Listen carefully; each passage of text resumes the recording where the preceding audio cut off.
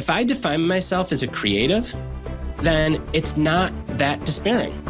I could be creative through a podcast. I could be creative through video. I could be creative through so many different sources than just writing. Whereas if I define myself just as a writer or a book writer and book publishing goes away, then I'm kind of screwed. So I think it is really important to get beyond the thing that you do to what is the value underneath it, and then ask yourself, what actions can I take that are in alignment with that value?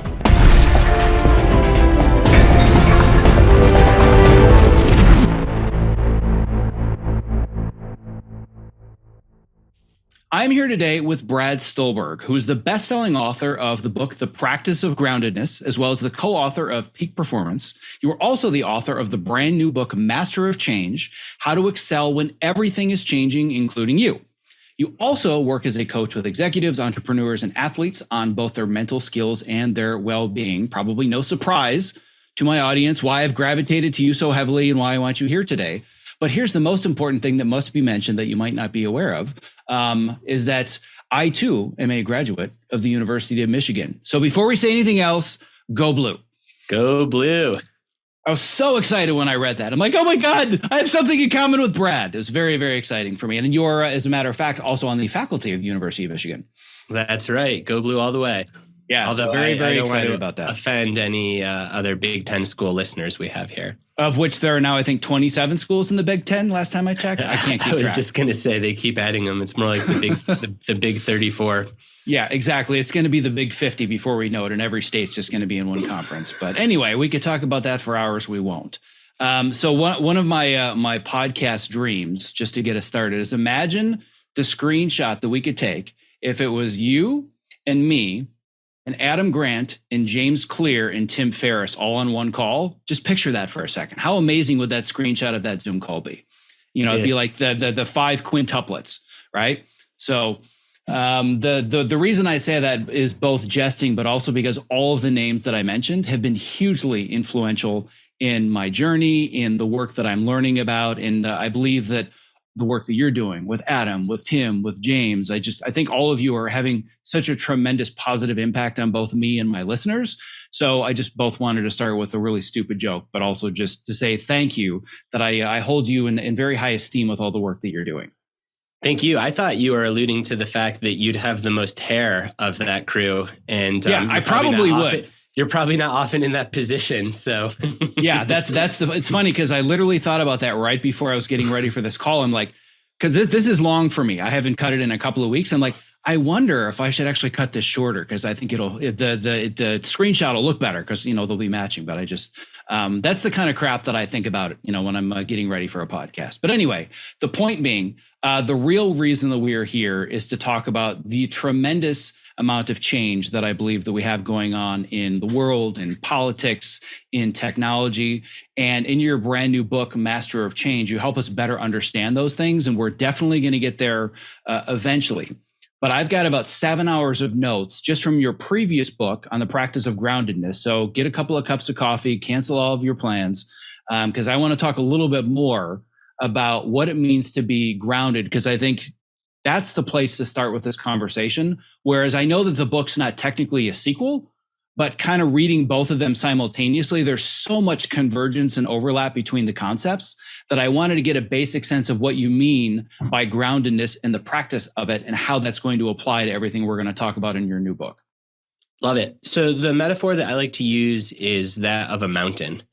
And when most people come across a mountain, they immediately look up towards its peak. And we admire the peaks of mountains. They're beautiful. They pierce through the clouds. It's where we want to climb to. But when you think about a mountain, what actually is the most important, arguably at least, part of a mountain is its base, its foundation. Because if a mountain doesn't have a really strong base, then its peak will not stand through different seasons, through different weather patterns. And we're very much the same. We spend so much time focusing on our peak performance and our peak productivity, and we often forget about our foundation. And we're only as strong as that foundation. So the practice of groundedness is really a book about how do you develop that solid foundation from which you can then strive, and how do you learn to be present in the process of striving instead of just being attached to a result. Because the climber that is more present for the journey and finds the journey more enjoyable and more fulfilling, not only has a better chance of actually getting to the top of the mountain, but they're also going to climb more mountains. Their work will be more sustainable. So groundedness is the foundation. I wrote this book a couple of years ago on the foundation. And then in the last couple of years, as you mentioned, the pace and intensity of change has just been so immense. So to continue with the metaphor of the mountain, this book, Master of Change, is really about like what happens when you're climbing on the side of the mountain, when you're working your way up towards whatever goal you're going toward, and the wind blows, or you get back knocked off the mountain, or you are expecting it to rain and it actually snows, or the opposite. You're expecting it to be cold and it's hot. And obviously, I'm not writing a book for mountain climbers. This is all metaphorical. So yeah, that's how these two books work together. One is the foundation, and then the other is how do you navigate all the changing weather patterns that are inevitable in striving for any goal, or even just striving to cultivate a good, fulfilling life. And if I'm going to add one thing on top of that, I would say that given, especially with the advancement of technology and now with artificial intelligence, which is all brand new, even since you probably were, in the depths of writing this book, now you're climbing the mountain and all of a sudden the mountain's gone, right? It's snowy or it's cold or it's hot or this is hard or I'm tired. It's where the hell did the mountain go that I was climbing? Did it just disappear? And that's one of the areas that I feel my audience is so stuck and there's so much fear right now. Is artificial intelligence is nothing new. It's something that automation and robots and all these systems have slowly been replacing different areas of different industries for a long time, but now it's come for the creatives. Now it's come for the writers, like at least as of recording this, the writers and the actors in Hollywood still on strike. The entire industry is completely shut down.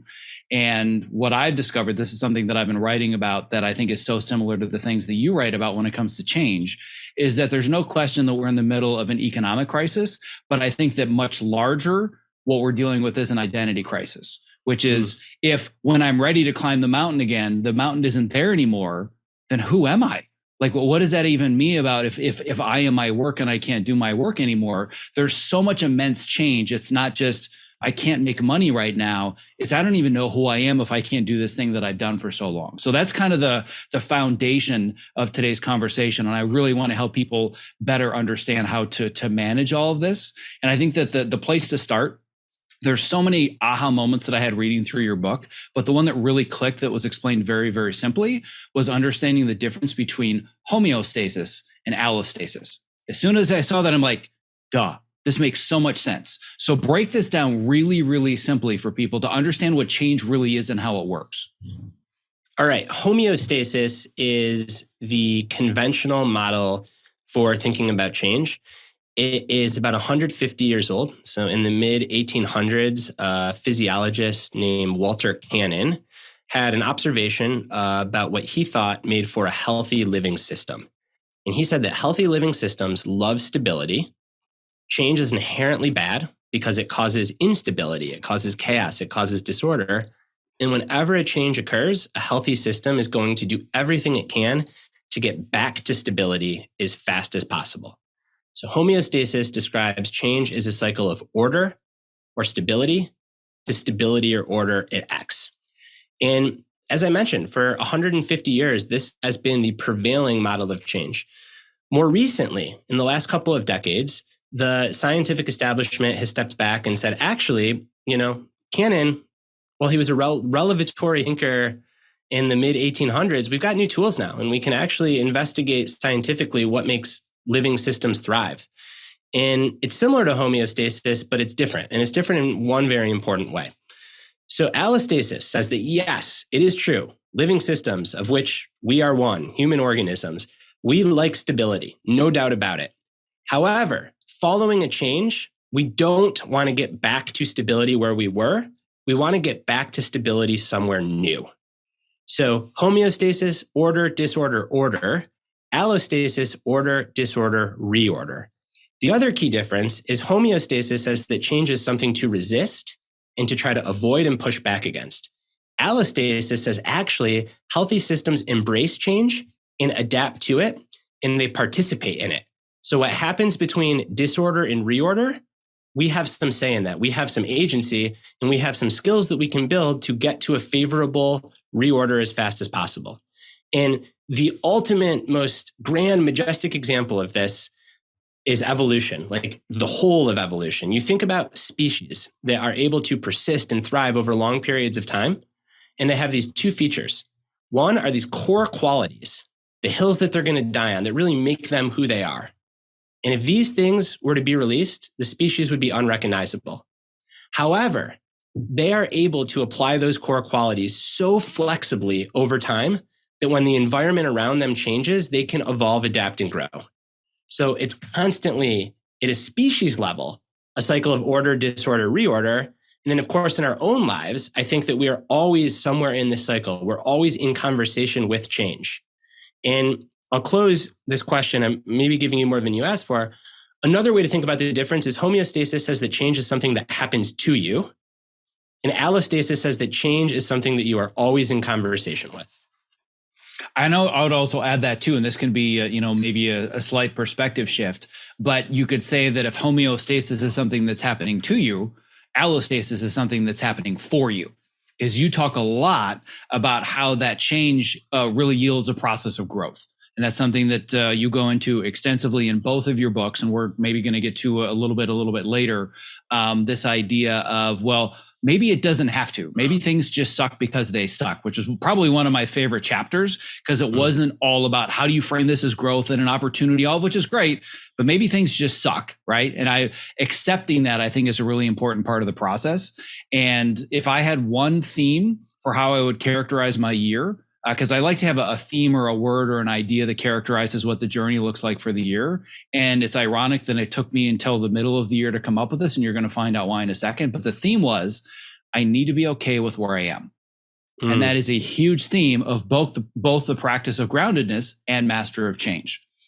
Why do I struggle with this so much, Brad? I'm such a high achiever. I want to push. I want to do. Doing is my thing. Being is not. Why is it so hard for me to just be where I am? I think a lot of this is really our inheritance. There's a lot of interesting research that shows that different people have different neurochemistry and different brains. And some people are able to find contentment much easier. They're able to work a 9-to-5 job, to completely clock out at the end of the day, to truly work to live. And that's what work is. It's a paycheck. And there are other people that are wired where that becomes really hard, where work becomes a bigger source of meaning or a bigger part of their identity. And it would be almost impossible to say that I'm just going to clock out at the end of the day. I'm thinking of entrepreneurs, creatives, craftspeople. And I'm really careful when I talk about this, and I truly mean this. I am values neutral. Like, neither temperament is better or worse. They both have pros and cons. What's interesting is the person that can clock out at 5 and then sit on the couch and drink a beer often says, I wish I was more driven. And the person that's super driven says, I wish I could clock out in 5 and have a beer. So it's very different, but neither is better or worse. So I think another reason that perhaps you're like that is now more than ever, we are living in an age where it is so easy to engage in comparison on a global scale. So it used to be your point of reference for growth or how you're doing or athletic performance, or if you're an author, how many books you're selling, whatever it is, it'd be your local community. Like, you'd have a community newspaper and you would compete with people in your community. The best high school athlete, you just had to be better than the people within the school district. Now, the internet is basically a global social comparison machine. So you can always find not one person, not two people, but thousands of people, often millions of people that are on a similar path than you, and you perceive them to be ahead. And we're a social species. So like, that sort of comparison making is very hard to overcome. It is also something that is hardwired in our DNA. What has changed dramatically is, again, it used to be that we were constrained by physicality. And then with the newspaper, we're constrained by what paper newspaper that we get and we read. And now we have the internet, and those constraints are completely lifted. And the internet also allows people to do a whole lot of photoshopping on top of their realities. So oftentimes you're not even comparing yourself to someone else. You're comparing yourself to someone else's performative Photoshop life. And where it gets even scarier, and this is the doom and gloom side of artificial intelligence I'm not going into, is we've just thrown gasoline on that fire times a million of now it's not even my photoshopped reality. I don't even know if it's somebody's reality at all anymore, right? So that's a direction I don't want to head down, but I very much am on the same page as far as social media and how it's really just amplified this idea that I can compare myself to anybody. Where let's even say before the internet, let's say that I wanted to be an author and I want to write books, right? I can say, well, I really admire Tim Ferriss, but I'm not going to be Tim Ferriss tomorrow, and I'm not going to lose sleep over the fact that I'm not a best-selling author and I don't have, billions of downloads of my podcast, because they're different journeys, right? But because of the internet, I could look at somebody like you and I can think, ooh, there's somebody that's been doing executive coaching for years and he's got a couple of books under his belt and he's got so many more social media followers than me, or he's doing so well with these books, or he's figured this out. And all of a sudden, because it's somebody that's closer to where you are, but ahead, perceivably at least, right? Then it's so easy to set these unrealistic expectations about where we're supposed to be versus where we are. And an area that you have gone into extensively that I am so appreciative of is that I don't have the level of like professional background or working in the scientific fields that you have. But I've had this hypothesis that I've been working on for years that has now been confirmed by a multitude of the world's experts. And it was that the root cause of burnout is setting improper expectations. And I've been saying that for years, blowing smoke out of my ass, having no idea if I made any sense. And then one day I had a conversation with Dr. Tal Ben-Shahar. He's like, that's exactly right. The science says you're exactly right. And you talk about how happiness is essentially where reality does not meet expectations. So I want to talk about this a little bit more so we can start to build a vocabulary of understanding how to manage change. Yeah. Ooh, I love it. So Tal Ben-Shahar, one of my favorite academics, he calls this the arrival fallacy as well, that like we think that if we just achieve a goal, then we'll be content. And that expectation never turns out to be true either. So the angle that I come at this from is, like you said, there's so much great research out there over the last decade or so that shows that our happiness, and I expound even further, and I'd say our mood at any given point in reality, at any given point is a function of our reality minus our expectations. And part of the reason that change is so painful is another way to think about change is simply our expectations aren't meant. So our brains are prediction machines. The way that we make sense of the world and are able to absorb all the stimulus around us is our brains are constantly making a prediction for what's going to happen next. And when that prediction is confirmed, or at least it's close to that prediction, we feel really good. And it takes us less energy to get through the world. However, when those predictions turn out to be way off the mark, or there's a radical changes that upends the whole picture, then suddenly our expectations are very different than our reality. And that's when we can start to suffer. We can start to feel pain, fear, overwhelm, despair, you name it. And people that are able to work with change really skillfully are very good at updating their expectations when reality changes. So out of the kind of clinical and into a very practical example of how this played out for just about everyone in the Western world. So relatively early on in the pandemic, we had an early summer where cases in just about every geography in America and much of Europe essentially went down to zero. It was the summer that we thought the pandemic was over. Our kids could go to their friend's house and play inside. We could go to restaurants for dinner. I remember here in Western North Carolina, the cases went down to like 1 in 100,000. So we really felt like the pandemic was pretty much over. And our new expectation was, hey, like this sucked. And for many people, it was much more than sucked. People lost their lives. I mean, this was a horrific tragedy. But even for those of us that were blessed, like me, I didn't lose any family members. No one had any major health consequences. It still sucked. We got to the other side. And then that winter, the Delta variant came. And it was such a gut punch. So many people, when the Delta variant came, felt worse and had a worse time with that than they did at the start of the pandemic. Even though objectively, we were in much better shape. We had therapeutics, we had vaccines, we knew how transmission worked, we had mitigation strategies, but people felt worse. Why? Because the expectation was we made it through this hard thing. The expectation was we're at mile 25 of a marathon and there's the finish line. And the Delta variant was essentially picking us up and putting us back at mile 13. And those who struggled the worst with this were those who were not able to update their expectations. Those that were able to say, well, this is what's happening right now. It sucks. I wish it weren't so, but I can't like cling on to the old expectation that I had. I need to very quickly adapt to reality. then you're able to take skillful action. And until you are squarely living in your reality, not in your expectation, but in your reality, you can't really do anything productive about it. It's funny that you say all this because, again, I only dug into the books themselves relatively recently. But what I've been saying on and off for pretty much 3 years since COVID hit, but especially since the beginning of what I call COVID 2.0, which for most of the world is irrelevant. But for the creative world, between artificial intelligence and the shutdown of this industry, it feels like COVID all over again. Nobody's working. Nobody has any certainty about the future. And I've been saying since the beginning of COVID 2.0 in every newsletter, there are so many things we cannot control.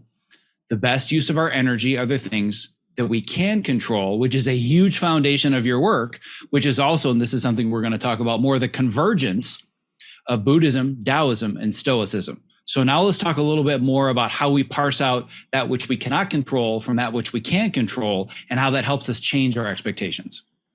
So in the midst of change, exactly like you said, there are things that we can't control and there are things that we can't control. Epictetus, the Stoic, called this the dichotomy of control. He's obviously said focus on what you can. In Buddhism, we have the second arrow. So the first arrow is an event that happens to you that you can't control. The second arrow is your response. And in Christianity, we have the serenity prayer. Grant me the courage to accept that I can't, and the faith or wisdom, whatever it is, to then act on what I can. So it's this very common pattern, very common theme that the wisdom traditions recognize and have for millennia. Fast forward to more recent, and so much of modern psychological science is just exploring what wisdom traditions were grappling with, which is a whole other topic I find fascinating. So now neuroscientists have identified these various pathways in our brain. And in the midst of change, there are two pathways that compete. There are zero-sum pathways in our brain. If one is on, the other is off. One is called the rage pathway. And the rage pathway is exactly what it sounds like. It's angry, it's despairing, it is pissed off, it is fighting, it is pushing against, it is resisting. The other pathway is called the seeking pathway. And the seeking pathway is curious, it's problem solving, it's making plans, it's taking action. And like I said, neuroscientists have studied and imaged the brain, and it shows that these two pathways cannot be firing at the same time.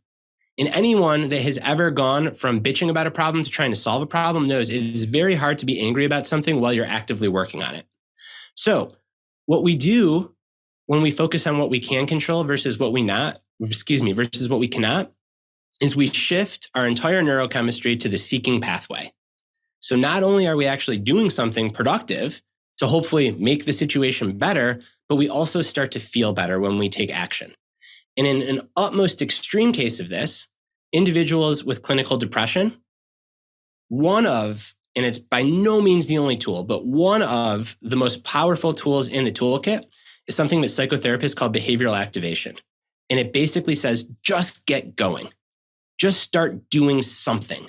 Just jolt your neurochemistry out of that rage pathway and despair and despondency into action. And I want to be clear, as someone that suffered depression, don't go tell someone that's depressed, like, just get started, right? This has to be in a therapeutic model with other tools. But the underlying neurochemistry is such that once you get moving, you start to feel better.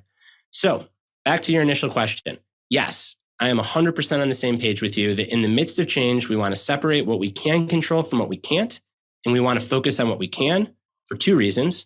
Number one, it actually gives us a chance to make the situation better.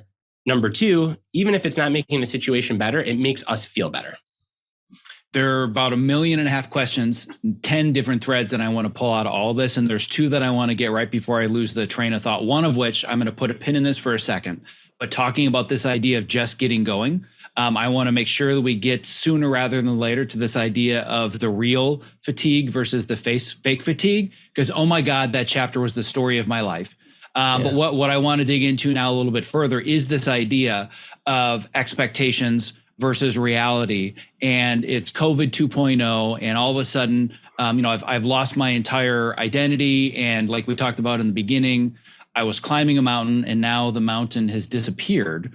So from here, I just don't know what it is that I could possibly do. And I'm just going to kind of sit here and I'm going to wait. And like you said, with the homeostasis versus the allostasis, the simplest way that you put it where it really clicked was we think we're going to go from X to Y and back to X. but you don't. You go from X to Y being the massive change, but then you end up at Z, right? So what I've been saying for a long time now is that we're never going back and artificial intelligence is not getting put back in Pandora's box. And I have so much uncertainty about where it's going next. So rather than just putting my head in the sand, what can I actually start doing that isn't so incredibly full of fear and apprehension because I just want things to go back to the way they are before? Mm-hmm. How can I actually get started knowing that we're going to talk in a minute about this idea of like, is this the real burnout and the real fatigue versus I'm just kind of making this up? Ooh, yeah, these are great threads to pull on. So I'm glad that we're going to do it. The question about the mountain no longer being there in artificial intelligence and the writer's strike and all that's happening, I think the first step is just recognizing that many people in the creative industry are in the midst of a disorder period. So if you are feeling unstable, you are not broken. Nothing is wrong with you. It's because the ground that you're standing on, or at least a big part of your life stands on, is shaky. And it can feel like it's being swept out from under you. So that's the first thing, is to be kind to yourself and to realize that, of course, like it feels unstable because you're in a period of instability.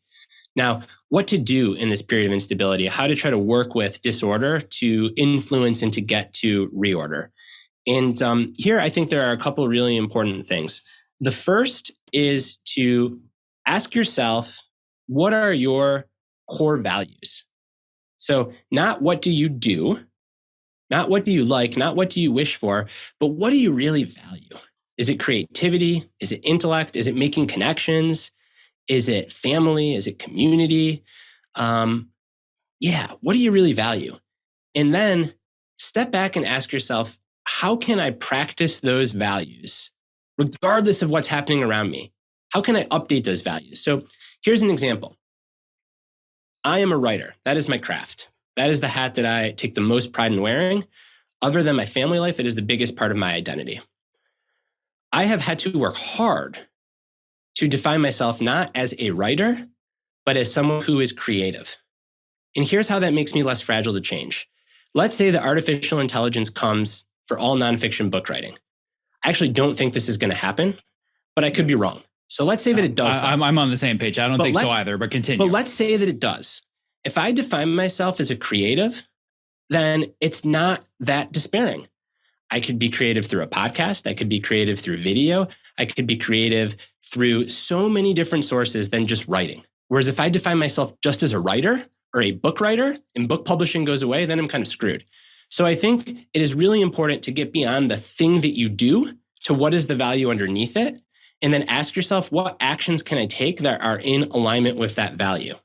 And then I also think that it is worth recognizing in the midst of any big technological change, and I write about this in the book, and I looked well over history. So we're going back thousands of years. Whenever something new comes along, there is generally a hype cycle that outweighs the gravity of the thing.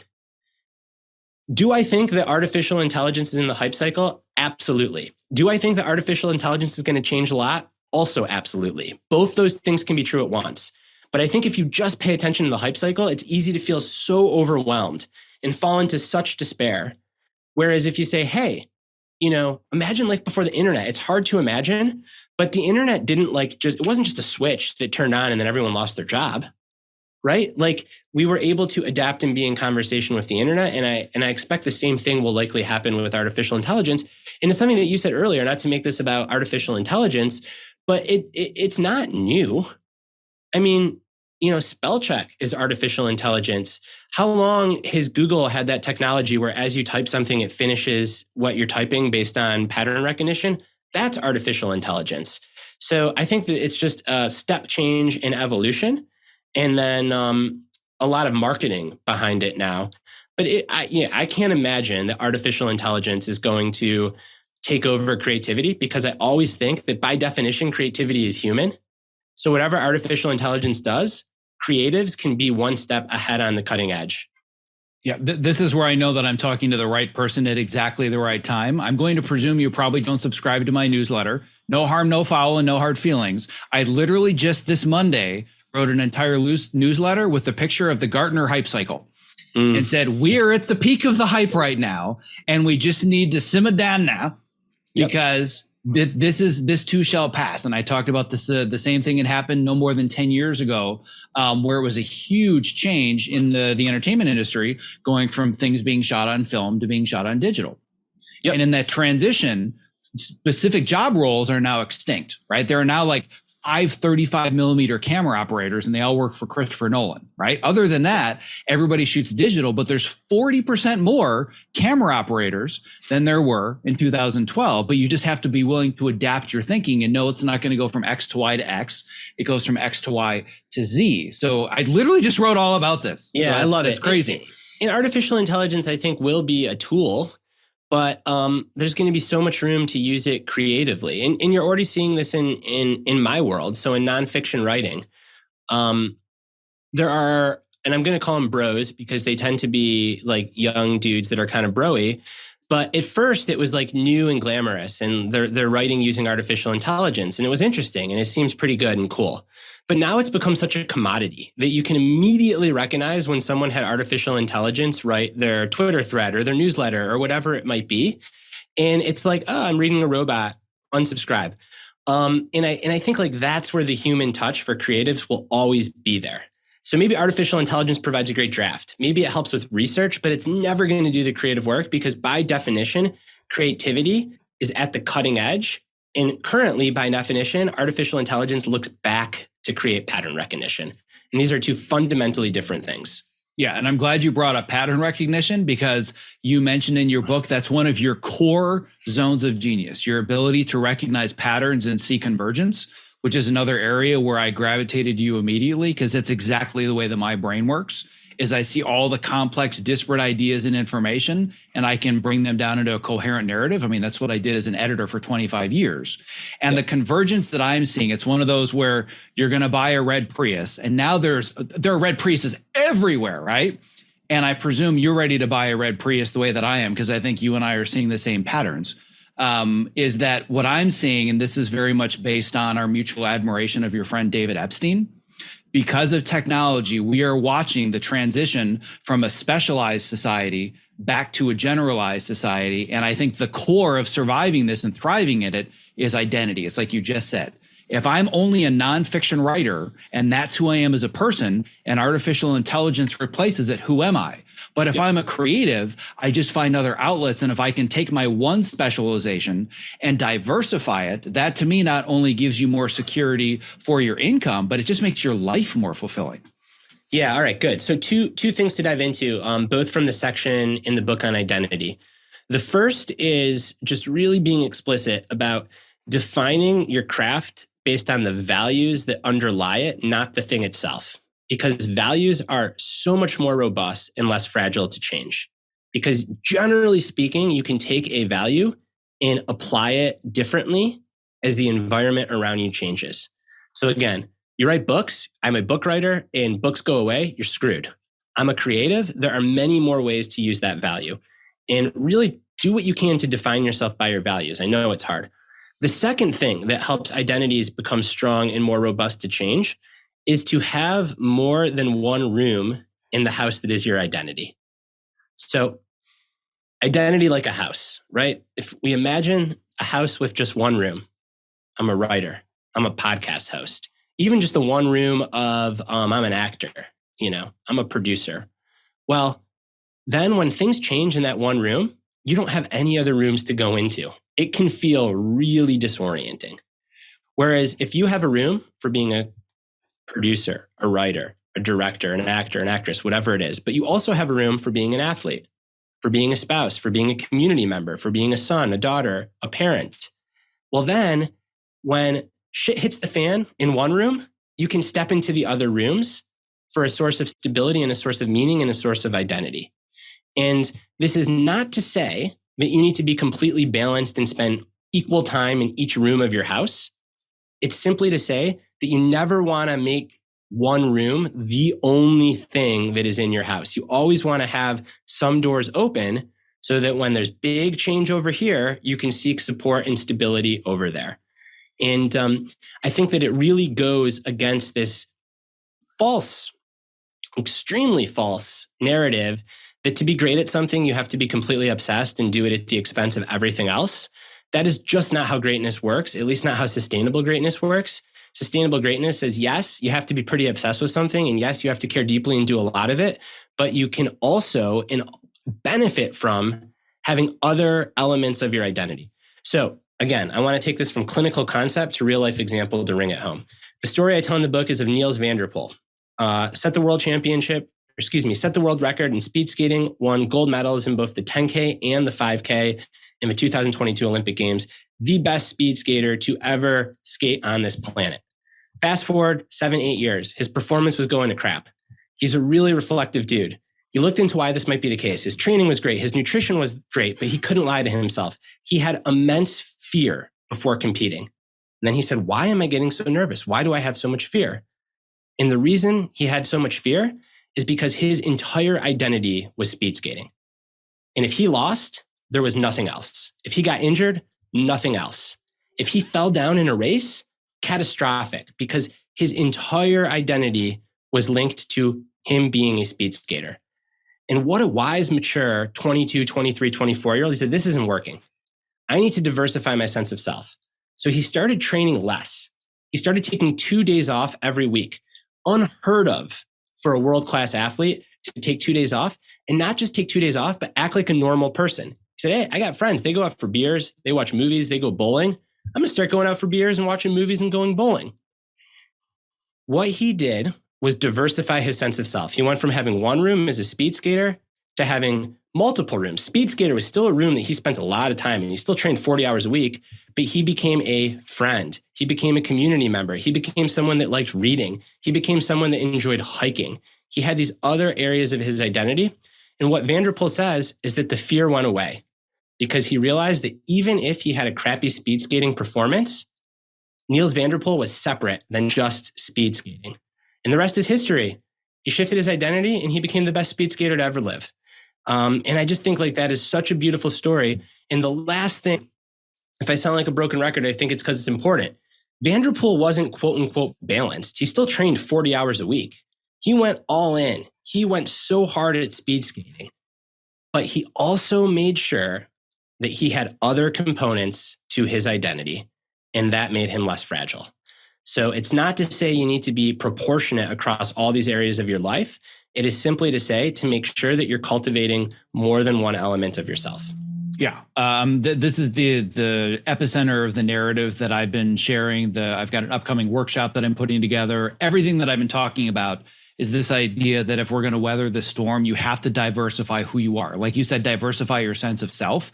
I cannot even imagine if what's going on in our industry right now had happened to me 7 or 8 years ago, because the only thing that I did to support my family was edit television. But it wasn't just my only source of income. It's who I was. I would wake up, I would get in the car, I would drive to the job, I would do the job for 14 hours, I would get in my car, I would go home, I would do the job in my sleep, rinse, lather, and repeat for years. And I realized this is not who I want to be or how I want to live my life for the next 30 years. So I started to learn the value of diversity. The problem was the world keeps saying, you got to pick your one specialization. You got to do this one thing and you're going to get better at it. It starts in preschool. So what do you want to do when you grow up, right? And this drove me absolutely crazy. And for years, I kept identifying as I'm scatterbrained. I'm unfocused. I can't get it together. And now I look back on the last 10 years, I'm like, holy crap, do I have a head start? Because I spent 10 years diversifying as a podcaster and a writer and a coach and doing online courses and training for American Ninja Warrior and becoming fit and doing speaking. And on the surface, up until about 6 months ago, I still had that voice of, dude, like eventually you're going to pick something, right? You're going to pick one lane to go down. And then I discovered Chase Jarvis, who I'm sure you're familiar with. And I had him on the show talking about creative calling, and I'll link to that. And I realized I can give myself permission to be okay with being so quote unquote scattered, but now it's gone from being my kryptonite to being my superpower. And that's why I'm so excited to have you here, because you're helping bring a vocabulary to the value of this. Yeah, so, diversify your sense of self. I mean, that's it. And I love that you mentioned not only professionally, but also like American Ninja Warrior and becoming fit. And that is so important psychologically, because let's say there's a world where all the professional stuff goes to crap for a period of time. Well, it's going to suck, and I don't want to sugarcoat it. But if you can go to the gym and have a good workout and get one small win in an area of your life that you can control, That's really important. And that's a real important sense of stability through change. The flip side is also true. Let's say you get super hooked on training and you want to become, regionally competitive, which is great. And then you get injured, you tear a hamstring. Then you can lean heavily on your career and say, as much as I like that and as hard as this is, I can still derive value from my career. And then for those of us that have partners or families, it's another big bucket. So I just think I cannot stress enough what you are saying is that we should expect change, back to expectations. It is inevitable. It's going to come for all areas of our life. It probably won't come for all areas at the same time. The value of having these multiple rooms in our house, multiple hats we wear, whatever metaphor you want to use, is that when big change comes in one area, we can lean on the others for mental, psychological fortitude and support. Yeah, basically minus the hamstring pull, you just narrated the last 6 months of my life, because that's exactly what happened. Where I've been in the process of training for over 5 years now. I've gotten the call to compete on the show, been on the course, sucked both times. That's a whole other conversation about identity and fears and anxiety, and you might end up being my coach. But the point is I didn't get the call this year, but I had the opportunity to test, actually go to the warehouse with the producers and get on the obstacles. First day, tear a tendon in my shoulder, right? And that entire part of my identity started to fall apart. And it had some serious ramifications. And I dealt with some depression and I dealt with some burnout. And then right around the time that happened, the strikes began. And there was this idea of, well, I can't go back to my regular job. And it was still really hard and it sucked. But I cannot imagine what would have happened to me on a mental health level or my well-being if I didn't have my office hours and my students. That's going great right now. Or things with my kids are really great. If I didn't have that sense of diversification, I would have completely fallen down the deepest, darkest hole. Ask me how I know that. Because I've been there, right? And I know that that's an area where you have been as well. That's so right. I wanted to talk a little bit more now about your personal story and relatively recently what happened, because I really want to dig deeper into the value of identifying these values. You literally have an entire page of values in your appendix that I'm going to be stealing from relentlessly in all the work that I'm doing. But talk to me a little bit more about how you don't just practice this stuff, but you've lived it and you preach it from a place of empathy. Right. So it's, all right. So let's talk about values-driven action. So things are going great. It's easy to act in alignment with your values. Things are going medium. It's easy to act in alignment with your values. There's a big change and you're overwhelmed. It's still relatively easy, harder, but relatively easy to act in alignment with your values. You're in a rut. It's hard to act in alignment with your values, but you can do it. You're clinically depressed. It can feel impossible to do anything. And as someone that has been in those muddy, murky, quicksandy waters, I completely get it. And part of what makes this approach that therapists call behavioral activation so powerful is that it is a key part of therapy for helping people that are clinically depressed. That was a key part of my therapy. So behavioral activation says that you cannot control your thoughts or your feelings. Contrary to the power of positive thinking, you cannot force yourself to think positive thoughts. The worst thing to tell a depressed person is just be optimistic. Don't ever do that. You also cannot control how you feel. You can't will yourself to feel better. All that you can control are your actions. And it turns out that while we think that we need to feel a certain way or be thinking a certain way to act, the opposite is true. We act our way into how we think and feel. And this is the core of behavioral activation. It simply says that we can learn to take our feelings and our thoughts, however dark and hard they may be, along for the ride, to be kind to ourselves, to not judge ourselves and say, I see you, intrusive thoughts. I see you, feelings of meaninglessness and despair. And yet, these are my values. I'm going to show up and act on them. Even if you're telling me that life is meaningless, we're all going to die anyways, all those depressive thoughts and feelings, even if they're there, you can be kind to yourself. You can say, it sucks that this is happening. It sucks that I'm having this torrent, but I can just show up and give myself a chance and start acting in alignment with my values. And then the thoughts and the feelings tend to change. And I want to be clear, it's a tool in the toolkit. For some people, it's enough in the hands of a skilled therapist. For other people, it's enough with medication, but it is an evidence-based tool. And if it works at the extreme of clinical depression, then you better believe it works when things just aren't going our way, or when things are going our way, but there's a massive change. So this notion of you don't need to feel good to get going You need to get going to give yourself a chance at feeling good is so important. And any evidence-based clinical therapist will know about behavioral activation for depression. But all this stuff is so nuanced because, again, the worst thing to say to a depressed person is, hey, I heard, Brad and Zack on a podcast, just get off the couch and why don't you just start exercising? It's like, well, if it was that easy, of course I would. And that's what makes depression so gnarly is that the depressed brain says, no, I can't do that. There's no way I can get off this couch. I can't even contract a muscle to begin to get off this couch. And that's why this has to be couched in broader therapy for people experiencing depression. But for those that aren't in acute depression, it is such a powerful tool to use day to day. So I want to dig into this with a couple of real world case studies. One of them being me, Okay. One of them being you. Okay. It's one thing to read the clinical research about all of these deep, dark thoughts and fears and anxieties. It's another one to have them in your head, especially when a core part of your identity is high-level executive coach. So talk to me about this duality of, oh, I understand all of these things and I know the literature says this works, versus who am I when this identity of mine as a high-level executive coach completely goes to shit when I can't control my own thoughts? You know a thing or two about that. Yeah. And all I can say, to be honest, is at that point, you just kind of have to surrender and say, it doesn't matter. I need help.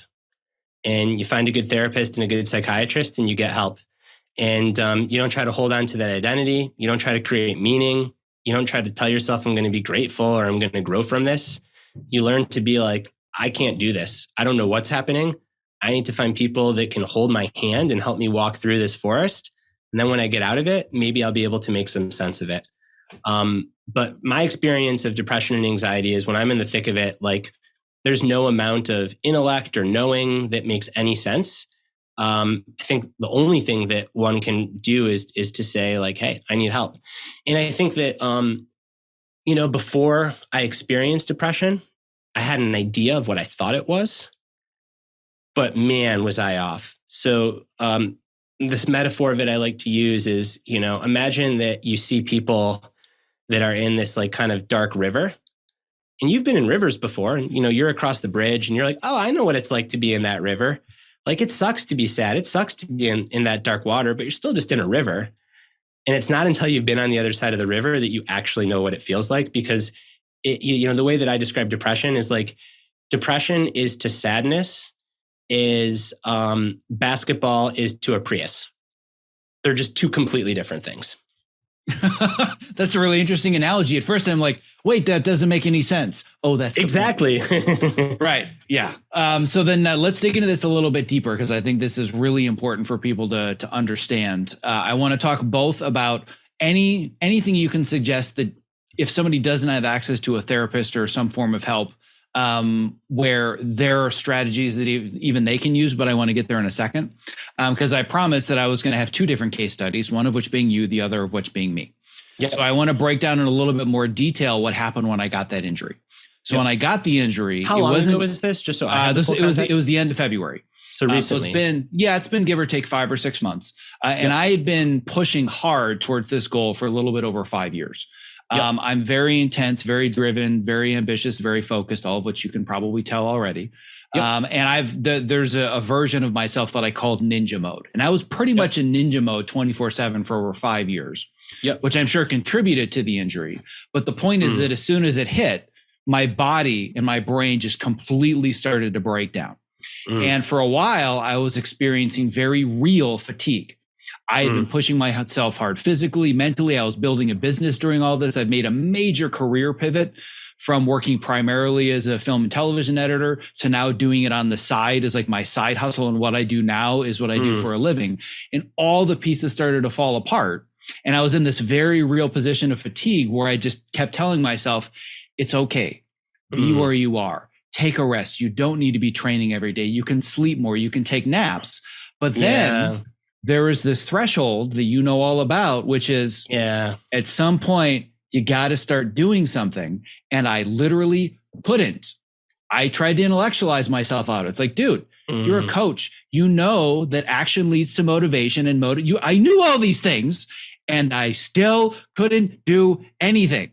So let's pretend I didn't reach out for help, which I will talk about soon, but let's pretend I'm in the place where I don't have the resources to reach out for help. And I'm sitting there on the couch for 3 months saying, everybody says that action leads to motivation. Just get up.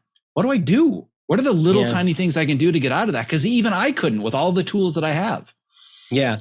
So I want to name the elephant in the room because it's actually really important to name, which is if you're sitting on that couch and you're having thoughts of suicide, and even if you don't have access to help or you feel you don't, there are multiple mental health hotlines that you can call that are staffed 24/7 that can help in that moment. And maybe we can include some of those numbers in the show notes. So that's the first thing that's really important to say. Now, let's imagine that you're not in that deep and dark of a hole, but you're still feeling like crap. You feel like you don't have access to help, or it's not something that you are interested in right now. Separating real fatigue from fake fatigue. Now, people are going to be like, what is he talking about? I'm going to try to explain. Real fatigue is when your mind-body system needs a legitimate rest. Psychologically, physiologically, sometimes both, you are tired, you're worn down, you're feeling burnt out. And we know that the only thing that helps in those situations is resting. Like, you do need to rest. You need to give your mind-body system a chance to recover. But if after a certain number of days, or if it's a really bad case of burnout, might even be months, you've really done a lot of resting and you're still kind of feeling like, I can't get off the couch, that's when, in my parlance, you switch from experiencing real fatigue to fake fatigue. And fake fatigue looks a lot like real fatigue, but it's your brain kind of tricking you into being tired when what you actually need to do to snap out of it is just to force yourself to get going. So real fatigue is physiological, it's organic, you need to rest. Fake fatigue is much more psychological, it's more depressive. It's your mind-body system saying, oh, Zack, like, no, stay on the couch, you're tired. But the best thing that you can do is force yourself to get going. And the example that brings this to life is, and I think it's a really interesting one, elite athletes. Perhaps you know this from when you got really good. They tend to do what's called a taper before a big event.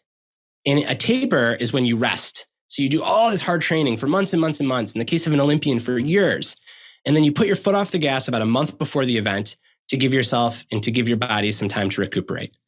And what tends to happen with tapers is about 2 to 3 weeks in, the athlete starts to feel really stale.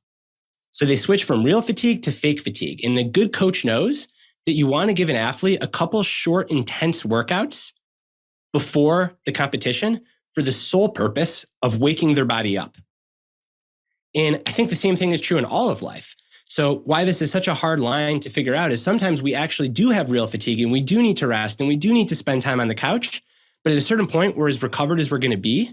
And then we kind of have to do what those pro athletes do. We have to force ourselves to do a couple short, hard workouts, whatever the equivalent of that is, to wake ourselves up and to get some vigor and to get some thriving back. So I always err on the side, because it's really bad to push through burnout, of like, give yourself some time to rest. But if after an appropriate time to rest, you still feel like crap, then experiment with behavioral activation, with just saying, hey, here are my values. My brain's telling me that I'm tired and I can't do any of this. I hear you, brain. I'm going to be kind to you, brain, but you're coming along for the ride. We are going to just try to do this and see if then I don't start to feel more energy. Yeah, I can speak to all of that on a very, very visceral and personal level. So to break it down, a couple of the different things that I found so interesting. When I first started all this training, this is a little over 5 years ago, I've been doing obstacle course racing and Spartans and whatnot for over 10 years now. And I'd gone through the P90X series and, was into like fitness and stuff. But training for an actual sport with a skill is very, very different.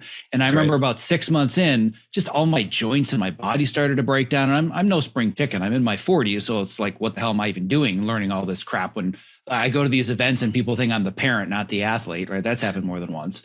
But I worked with somebody that had worked with high-level athletes in college. And he said, you should probably take a rest period. I'm like, oh, for how long? He's like, about a month. I'm like, a month?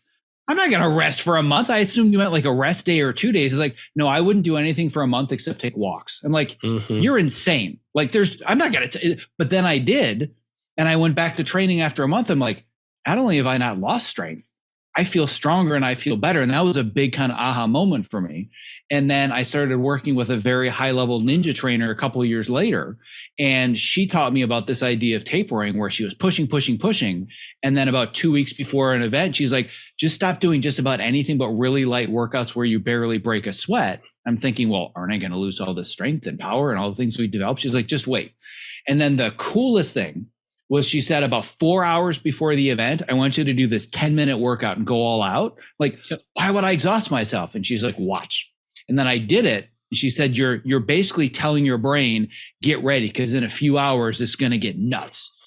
And I learned all of these higher level strategies, which for anybody listening, they're like, who gives a crap? I'm not training for American Ninja Warrior. But all of this applies to the creative process too. Yeah, I knew you'd say that. And it's 100% true. So coming off of like a big creative piece of work, I just need rest and I give myself rest.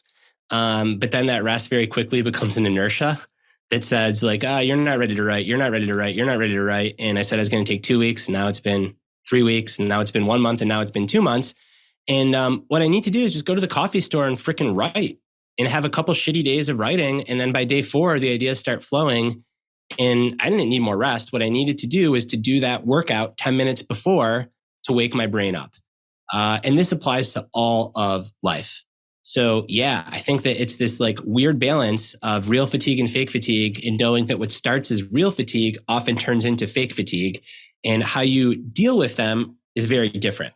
And the reason that this is in the book on change is because often during periods of change, like it is exhausting and we do need rest and recovery. And it's so important to honor that without becoming a slave to that. Which, like I said, goes back to the theme of the year, which has taken me over 6 months to figure out, is that I need to be okay with where I am. And if there's one strategy I've really been trying to learn and hone in on, and I didn't have the vocabulary until I read your book, is knowing the line between I should be resting versus I should be pushing. And I had the excuse from my chiropractor, who also doubles and specializes in injury rehabilitation. And when she did a full assessment, she said, don't do anything for 2 months. I'm like, 2 months? I'm supposed to be testing obstacles in a few weeks. She's like, oh no, you're done. It's like, you tore a tendon, you have 2 months. And then guess what? 2 months came. I'm still a little tired, burdened out. I'm going to wait another week, then wait another week. And all of a sudden it's 4 months. I have never gone 4 months without intensely training or exercising in my entire adult life. And it was, I don't know if I'm quite ready. That was the point at which my intuition, and it's hard to tell people that intuition is the strategy because it's hard to connect with that. But my intuition was, it's now time to reach out to somebody for help, because you're 4 months into this and you don't want to do a pull-up and you don't want to take a walk around the block. It's time to talk to people. And the catalyst that changed everything that got me back to where I am now was exactly what you said. I reached out and I told somebody and I got help. And I'm a completely different person because I literally got off the couch, but realized I couldn't do it alone. Yeah. And I think that that's the ultimate pairing, right? Is like the deeper the hole, the more that you need help to implement these strategies. So these strategies are the same. Like I said, never just tell a depressed person, like, just exercise, because they're going to laugh at you and tell you to F off. But if a therapist that establishes trust with you, that hears you, that teaches you self-acceptance, tells you to exercise in a very gentle way, you're probably going to do it and you're probably going to feel better. So the strategies are the same, but the wraparound services that we need and the deliveries can be very different. But again, for most people that aren't in the throes of clinical depression, this behavioral activation, I think, is even more powerful, because you can just tell yourself, like, you can recognize in yourself that I needed rest, gave myself rest, and now I just have inertia. And the only way to break the inertia is to do just that, to break it. And I don't have to be motivated. I don't have to feel like I want to do it. I just need to force myself to do it. So let me just string together 4 days. I mean, and that was the first 4 days of writing Master of Change. So I had finished the Practice of Groundedness, went through the publishing cycle. That book came out and I was really excited about Master of Change. And I felt like I had this window because it's like the pandemic's happening. There's all this change. And I said, I'm only going to give myself 2 weeks before I start this book. And then 2 weeks later, I'm like, I'm not ready to start writing. Then it was a month. And then it was 2 months. And I distinctly remember sharing this with a close friend and saying, you just need to practice what you preach, man. What do you care that you don't feel like writing? Just go write. So I committed to 1 week of showing up at the coffee shop from 1 to 5 p.m. It's my afternoon writing block, and just drinking coffee and writing. And coffee helps me. So I did have that as an aid. And I truly, by the third day, I came home and my wife's like, wow, you're a different person. Like, I'm in such a great writing groove. In 3 days, that's what it took. But 3 days before that, my brain was saying, there's no way you're ready to start writing again. Yeah. And I think one of the important things here that could easily be another 90-minute conversation is that you're okay with sucking. You're okay with being a bad writer for a few days and failing and knowing you're probably quote unquote wasting your time and wasted words, but it was that momentum that got you out of the inertia. And what I'm seeing so much right now in my community and in my industry is inertia. At the beginning of the strike, I was telling everybody, don't focus on all the chaos, focus on what you can control. Get out there. This is the best time to network, to build relationships. Everybody's available. All those big named A-listers that you want to, have coffee with or whatever, they're home because nobody's working. And at first there's all this momentum. And then all of a sudden everybody's like, oh, I don't know. I don't really feel like it. And there's just so much fear wrapped up around, like we keep talking about, the mountain isn't even going to be there when I continue climbing it. Everybody has stopped doing everything. I mean, the people that are in my community, they still have that encouragement and that inertia and they're sharing their wins. But even within the community, there's just the sense of, is this over yet? Right. But it's never going to be over and go back to where it was. Yeah. And I think in addition to that, this is a great time to start diversifying your sense of self. So to start a fitness habit, to learn how to garden and start gardening, to double down on your marriage or on your role as a parent. I think like you can look at it as a real opportunity to say, hey, if I truly feel like there's nothing to do in my work and I just kind of need to wait for the dust to settle a little bit more to make a move, well, then use it as an opportunity to cultivate other parts of your identity, whether it's your creative identity or if it's just other rooms in your house completely. Yeah, no, I couldn't agree more. And it brings us back to this idea of what are the things that I value. And I want to let everybody know that literally buy the book, go to page 203. If you're like, well, what are the values? There's got to be at least 70 of them here. And like I said, I will be referencing this for years and years to come, because this is one of those key components of all of the materials and workshops that I'm putting together to not only understand these concepts, but put them into action.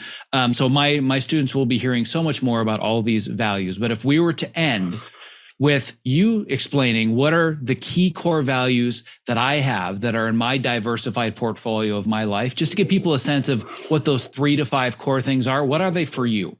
This is a great question. So my core values are love and life. And really, it took a lot of time just to get down to those 2, but those can be pretty broad. So what's underneath those? So underneath love is my kids, my wife, and my community. What's underneath life? Underneath life is doing. So if love is being, life is doing. So this is creativity, health, and autonomy. So those are my values. How does it look like in practice? So creativity. I am a writer right now. That could change. Maybe one day I'll be a podcaster. Maybe one day I'll make films. Who knows? Maybe one day I'll use AI creatively. I hope not. I don't want to, but I'm open to that. That could happen. My health. I strength train 5 days a week. I compete in powerlifting. Completely different room in my house. Back to love. Family. My rule is that I pick up my kid from school most days and I try to shut down my phone during dinner. Every Saturday, I take a digital Sabbath. No phone. I'm just there for my family. Community. Once a week, I make sure that we live in Western North Carolina, small mountain town. I just sit on my porch and listen to Jason Isbell, my favorite folk singer. Let people come by, chat. So I have these various practices that ladder up to these core values. And what's beautiful about it is if a book flops or a piece flops or it gets rejected, I can double down on family, on community, and training. If training's going to shit, I can say, hey, I can still accomplish things in my creative pursuits. If both training and creative pursuits are going to shit at the same time, I can go to my wife and say, I really need you to help me because I'm feeling like crap. And she'll say, go play with your kids. That'll make you feel better. And I understand not everyone's married, not everyone has kids, but this is just one way to shape the house. There are multiple ways. But I think the important part is that you have these various areas that you can lean into. Yeah, I couldn't have said any of it better. This is exactly, like I said, the core center of my narrative right now. All the things that I'm writing, all the things that I'm teaching. I'm only bummed because I feel like I barely started the conversation and I want to go for at least another 2 to 3 hours. But of course, I want to be very respectful of your time. And the most important question of all, this is the shameless self-promotion portion of the program. I've listened to today's conversation. I'm sold. I want to get all your books. I want to learn more about you. Where's the one best place that I can start to connect with you and consume your materials? I'd start with Master of Change. I think it's my best work. It's my most mature work. I'm the oldest when I wrote it. I have the most life experience. I'd start with Master of Change and then go from there. And where can I find that? Is there like a landing page? Should I just go to Amazon? Where's the best place to support you other than getting the book? Oh, I appreciate that. My website is just my name, www.bradstulberg.com. And I'm on Instagram, or my handle is also my name, @BradStulberg. I try to make it simple. And then the book is available wherever you get books in whatever format. So it's available in hardback, but also Audible and Kindle. You can get it from Amazon, Barnes & Nobles, bookshop.org. If you want to support your independent bookseller, you can call them, make sure they have it, get it from there. So yeah, really anywhere you get books. I love it. And I'll just emphasize at the end what I emphasized in the beginning. I abhor and detest social media, but your social media is some of the most educational, motivational, inspirational, uplifting posts that I've ever seen. And I've even reached out to you about it because I was so impressed by it. So if anybody wants to use social media for good, follow this guy. Trust me, it will be worth it. Can I tell you the trick to my social media? You may not have recognized it, but I basically... and this is like how I've made social media more fun for me and more of a creative practice, is I'm going to give away my secrets. I batch write my posts, so I do take it very seriously. Once a week, I set aside 2 hours to write social media posts. But in those 2 hours, I'm basically just flipping to random pages in my books and saying, all right, here's a key concept in my book. Here's how I wrote it as a nonfiction writer. What would it look like to try to adapt this message for social media? Or how could I peg this to a current event?